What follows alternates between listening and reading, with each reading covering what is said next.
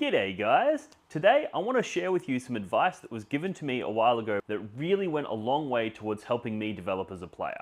In this video, I'm not going to share a strategy or a tactic or a particular combo, but more of a mindset that you can adapt and approach 40k in a unique way that's going to dramatically improve your decision-making ability on the tabletop.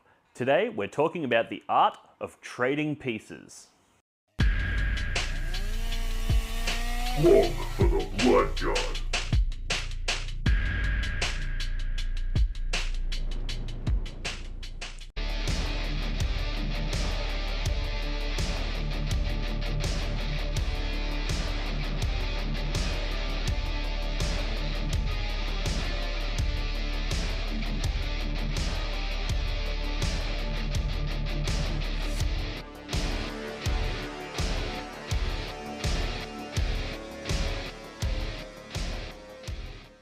Alrighty guys, so today what we're going to be talking about is trading pieces. Now, this is a really unique and interesting way to conceptualize 40k that breaks from what most people consider the norm and is going to give you a massive advantage when it comes time to making decisions on the tabletop.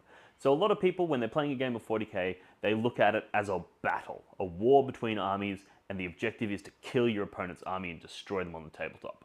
Unfortunately, that's not how it works in competitive 40k because there's a score and whoever has the highest score wins.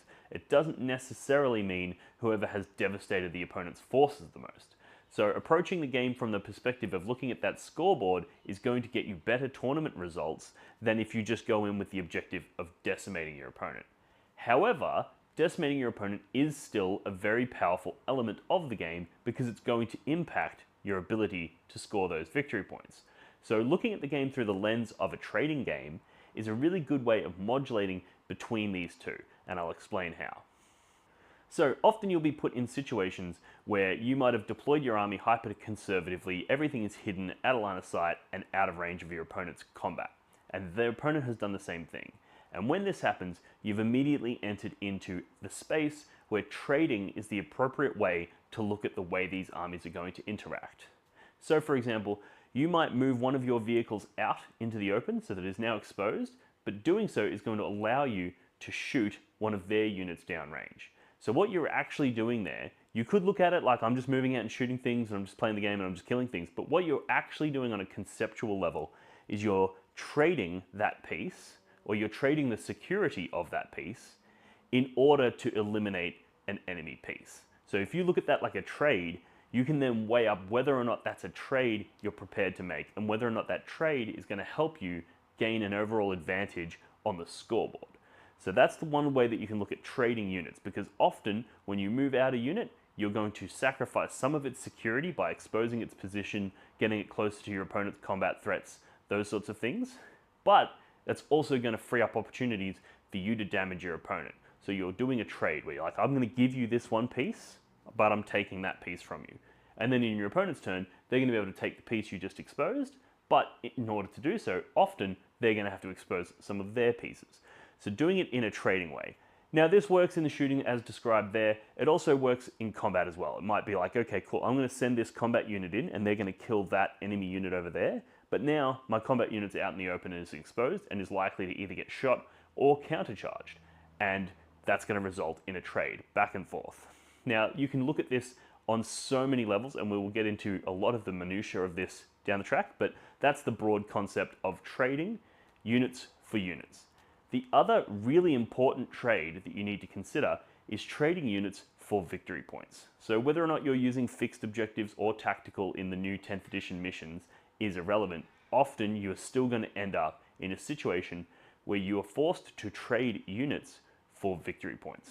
This could be something as simple as drawing cleanse or area denial, or any of the number of objectives like deploy teleport homers where your units are required to be in a certain position. Now what this is often going to mean is that that position is going to be suboptimal. It might be out in the open, it might be close to enemy threats, it might be within range of certain enemy units, and in order for you to score those victory points, instead of dealing with those enemy units, you have to put yourself in a unfavorable position. And this is trading units directly for victory points. You might have two objectives out in the open and you go, cool, I'm going to these 2 units, I'm going to cleanse those 2 objectives because that's the card I drew. So you're moving out units, you're cleansing, but you know that in doing so, those units are now quite vulnerable and you're likely to lose them. So what you're essentially doing is you're trading those units for victory points. So now we've established 2 different types of trade. There's trading units for other units, and then there's trading units for victory points. Now, these 2 can often intersect. For example, you might draw Bring It Down as one of your cards, which means kill enemy vehicles. So now you're going to go, cool, I'm going to bring out my units and I'm going to trade them for your unit and score victory points in the process. That's a very, very good trade. Anytime when you can do both of those things simultaneously is a fantastic trade. Other trades are one-sided, where you're just like, I'm just going to get victory points and then I'm going to die. That's fine. Other times, you might be able to get victory points without losing the unit. Like you might have a very durable unit, or it might be outside of line of sight of your opponent, and you're able to actually use that unit to score those victory points without directly trading the unit. However, it is still worth viewing these decisions through the lens of a trade, because no action comes with 0 consequences. It might be you moving into this corner of the board to secure that objective. You're like, yep, cool, I'm not losing that unit, but that unit is now over here as opposed to over here, which means your opponent can flank around that side of the board and this unit is less combat effective, right? So even though you're not losing the unit, you are trading some of that unit's combat effectiveness in order to put it in certain positions on the table. So looking at those decisions and just trying to think of every single move that you make, every decision that you make as what is the trade that I am making here? What are the possible benefits? What are the deficits? And what am I gaining? And always you should be trying to trade things for victory points. This is really, really important. And this is somewhere where I see a lot of people come unstuck, is they start doing these trades for kills, but they completely sacrifice the victory points. And in a tournament game of Warhammer 40k, at the end of the day, whoever has the most victory points is going to win the game. So I like to look at my trades like there's an order of operations where it's like, okay, cool. Can I make any trades this turn that are going to secure me victory points? And you go, cool, there's 3 or 4 ways that I could secure victory points. Then from those, you filter down to go, okay, well, which of those trades can I get away with not making? So for example, it might be multiple objective markers on the table, and you might only need to control 2 of them to get primary, but you have the ability to get on 3 or 4, right? So you then have options where you're like, okay, I could do this trade or this trade, both of which are going to get me the same result. So you then need to break down those trades even further. And be like, well, if I do this one, I can actually also kill that enemy unit that's on that objective. So now I've got a situation where it's like, cool, trade unit for victory points or trade unit for victory points and an enemy unit. You go for that trade, knowing that either way, you're going to lose that unit in return, but it's a trade that's more favorable for yourself. You can also consider this when writing your list. You want to make sure that you have plenty of elements within your list that are capable of trading, and you also want to have things that are able to trade up. Now, this is a really important part of the trading game because not all trades are equal. Sometimes you'll be able to use a unit to take an enemy unit off an objective, score victory points, and have it secured and safe so that it's unlikely to get traded in return.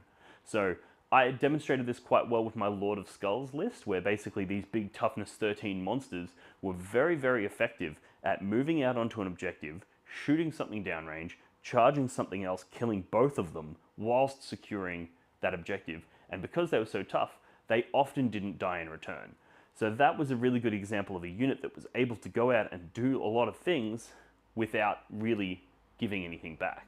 But like I said, everything is a trade. And in this situation, the trade was actually made during list writing, where I traded multiple units in order to get one big Lord of Skulls, which means I've traded in versatility, I've traded in, utility across the board in order to put it all in one basket. And now that Lord of Skulls actually has to do all of 3 of those things in order for it to be a good trade. So you look at the Lord of Skulls and you're like, wow, it's amazing, it's so tough. It's, toughness 13, so las cannons and melter guns, it's bouncing off of it. It's got really powerful shooting, it's got really powerful combat, what an amazing unit. But it's like, it's so expensive, it actually has to do all of those things to be considered a good trade. Whereas inversely to that, a unit of jackals is a really good example where you might take a unit of jackals and you might move it, advance it, use the blessings of Khorne to advance and charge. Now you've got onto an objective marker, you've taken it off your opponent, and you've scored your victory points. However, that unit of jackals is now just going to die, right? So that sounds like a less good trade than the Lord of Skulls going in and killing multiple units and securing objectives and surviving, right? That sounds like a way worse trade. But that Lord of Skulls is about 10 times as expensive as those jackals. So if those jackals are doing that multiple times, you can imagine that being a much more favorable trade. So when you're writing the list itself, you have to consider the trading element of Warhammer 40k. Everything is a trade-off. There are no solutions. They're all trade-offs, you know. Some things are going to be better off overall, and your job is to try to find those favorable trades, but there's no such thing as just getting things. Everything that you do is a trade. And then the further you get along when you're at a tournament, you get into other areas where you're trading things like time. There might be certain units or certain decisions that are going to get you a small benefit, but are going to take a lot of your mental, physical, and temporal resources, like time, in order to achieve, and that might not be a good trade, because even though you're getting the victory points that you're pursuing, it might end up costing you, because then you're forced into making quicker decisions at later times when it's more relevant. Or another example of this is during deployment. I always recommend taking a little bit longer than you intuitively would think during deployment to make sure that you are deploying in a sufficiently defensible yet aggressively posturing manner. Because if you don't spend that time now, if you don't make that trade where you're like, okay, I'm cool, I'm going to spend a little bit more time now and a little bit less later, you potentially open yourself up to a lot of problems. So making that trade to go use more time now and less time later is another really effective way of viewing the game where you're trading things in order to gain advantages.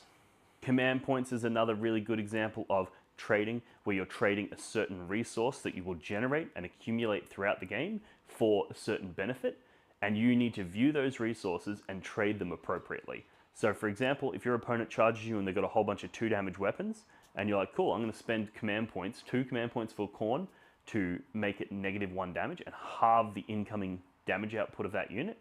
If that's going to protect the unit that you've got, that they've just charged, that might be something that you would consider as a good trade. However, that trade might not be as effective as spending those same 2 command points to use the combat counter-offensive stratagem to interrupt the sequence of fighting and fight first somewhere else before your opponent strikes. So if they have multiple combats happening at once, you're going to be stuck with a decision. Do I spend 2 command points to potentially protect this unit from death? Or do I spend those same 2 command points to make it so that this unit fights before their opponent, which protects them from death and simultaneously takes out an enemy unit? That's probably a better trade. And then it complexes itself further when you consider, well, what if this unit is on an objective marker? So now you're just talking about, well, I've got these 2 command points. Do I trade them for this unit surviving and controlling an objective, or this unit surviving and taking out an enemy unit?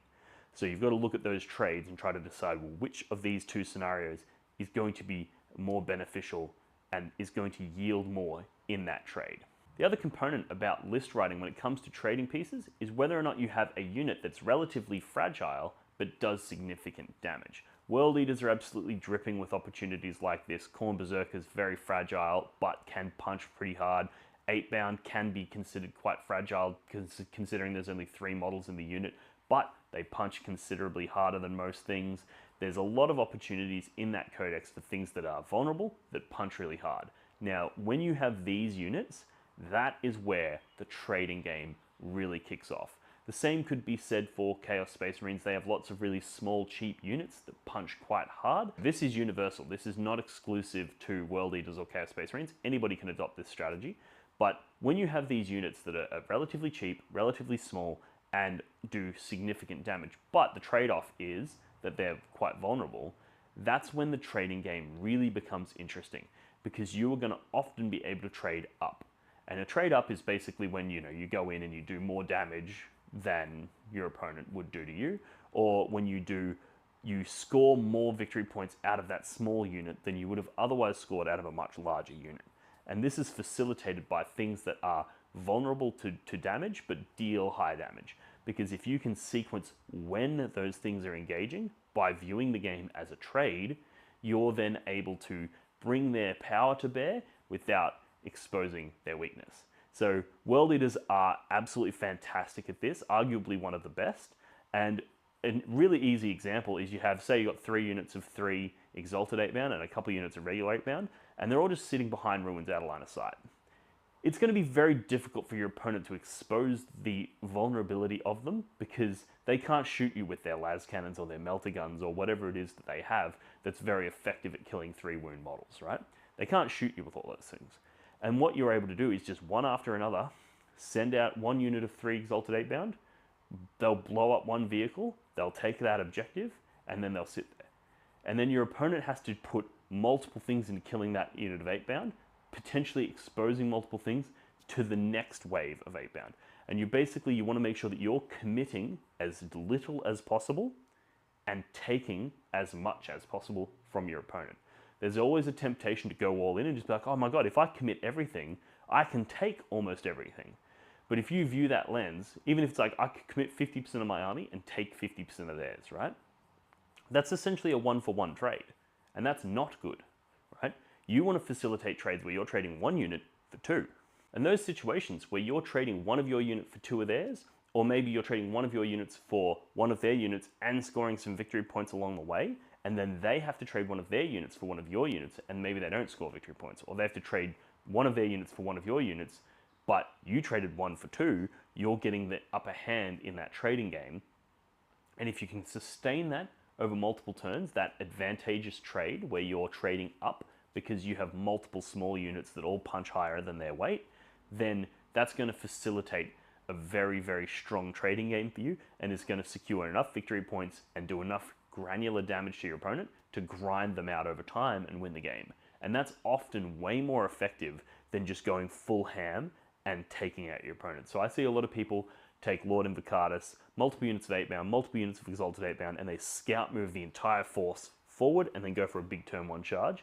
And then often that'll bite them in the ass because yeah, they're going to do heavy damage to your opponent, but then your opponent's going to destroy all that because, like I said, they're relatively fragile. And then you're looking at your army and you're like, oh my god, it's only turn 2 because that was his first turn. I went first, did my damage. He went first in his first turn, did his damage. So it's only turn 2 and I don't have an army left. And he still has a few elements that he's able to maneuver around. And it becomes very difficult because you sacrificed too much.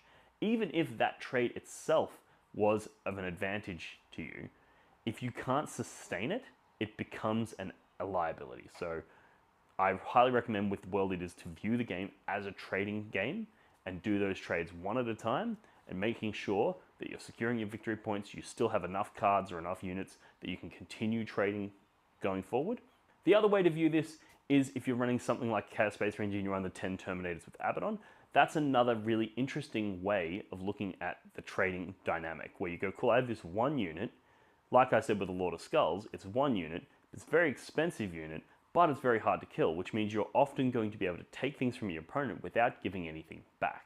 That's a really, really cool element of the game as well. But when you view it like you've traded multiple units in order to get this 1 big unit, you then need to view it like, well, that 1 big unit needs to do the role of multiple units. Now, this can be really good in the way that you can go ham with it and it's not likely to die in return, which means you can be a little bit more cavalier with it. However, you've just got to keep in mind that yes, it's taking a punching and it's not dying, and yes, it is killing things, but if it's not killing its worth, if it's not giving you those trades that would be the equivalent of multiple units of Chosen, for example, in the Chaos Space Marine situation, well then it's not a good trade. And if you have it, you need to make sure that you are getting those trades the way you want them. So yeah, I just wanted to share that with you guys. I know it's been a while since I posted. I've been extremely busy because this year I've been nominated as captain for Team Australia. I'm also captain for my home state of Victoria. I've also been doing a whole bunch of tournaments, and there's the seasonal stuff with the New Year, the family, the Christmas, the holidays, all of that sort of stuff. So I've been extremely busy. So apologies for the absence, and I really do appreciate your patience, and I really appreciate you tuning into this video. I hope you found it interesting and somewhat informative, and I would look forward to continuing this conversation with you in the comments section below. Also, feel free to head over to blogforthebloodgod.com where you can check out my website. There's merchandise on there that you can use to show support for the channel. You can join our Patreon and our Discord community. That's another fantastic way of getting one-on-one coaching with myself that's going to help improve your game. And also, we just have a ton of fun over there. We've got regular calls where we just talk shit. It's absolutely amazing little community, so I highly recommend checking that out. You can also pick up apparel like this t-shirt, all kinds of stuff. I've got neoprene objective markers, I've got dice, I've got all kinds of really cool stuff over on that website. So make sure to check it out. Thanks for tuning in. Like, subscribe, all that good shit. Chuck some comments below and let's keep having a conversation down there. All right, talk to you soon, guys. Cheers. Walk for the blood god.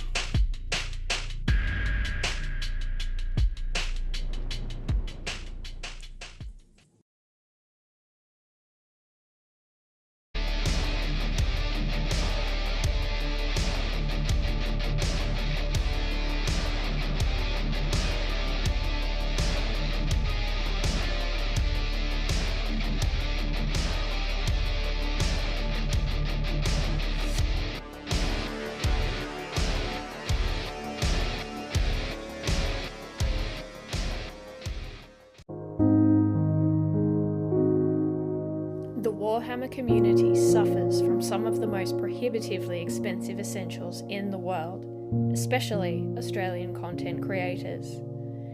Every single day, Dean wants to create content, but he can't. Suffering from old, worn-out brushes, expensive model kits, and costly software and equipment he can't endure much longer. Just look at this dirty paint water. Would you drink this? Would you let your child? Even a small monthly donation can help provide Dean with clean paint water, basic tools for survival, and access to life-saving information and education. So please, follow the links in the description below and find out how you can sponsor a mad cunt like Dean today and end the suffering. Suffering that is cruel, unsustainable, and your fault.